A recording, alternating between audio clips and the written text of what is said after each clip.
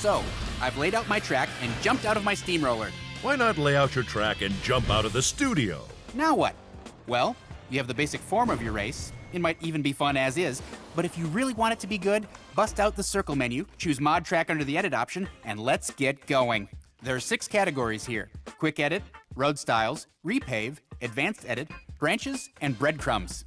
Yes, Biff, breadcrumbs. But first things first. Quick Edit lets you quickly adjust 3 main components of your track: the width, banking, and the ups and downs, referred to in Track Studio as lift. Road Styles lets you add or remove fences, tunnels, and bridges. You can also swap between the many road surfaces available, or even set your road surface to invisible, which allows your track to take on that off-road feel. Be prepared for a bumpy ride, though. There is one other invisible road surface type that has key gameplay elements to it. That is the Instant Reset type. Use this when you want to make a section of the race that you need to jump over, like a canyon or ditch, and you don't want the racers to get stuck at the bottom if they miss the jump. That's where your career has been for years. Maybe you need an instant reset. Repave is a mini version of the initial Steamroller experience. You know, if I had a band, I think I'd call it Steamroller Experience. I'd call it Nobody's Listening. Select start and end points on your track and redrive the marked section however you wish. This is particularly useful for those times when you download a friend's track and immediately see how you can improve it. You have friends? For the hardcore track builder, Advanced Edit gives you finer control of your track's shape.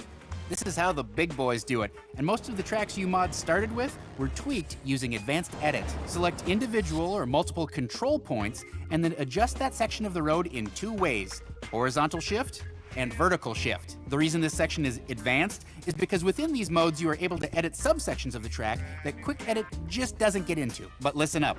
With greater power comes greater responsibility. You can quickly make your track undrivable if you go too far. But then again, that is what the all-powerful R1 Undo is for. Variety is the spice of life, and giving racers a choice of routes is a key component of a great racing experience. Use branches to create alternate routes along your main track. Select start and end points, just like you do in Repave. Track Studio will automatically offer you a branch route. But if you want, you could always hop back into the steamroller and customize it to your taste. Finally, breadcrumbs. Yeah, you heard me right.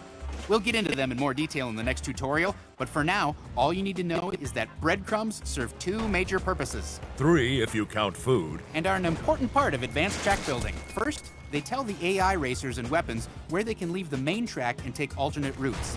Second, they allow both you and AI racers to leave the main track without resetting. Biff, do you want to take an advanced look at breadcrumbs? How about if I crush a baguette on your living room floor and take it from there?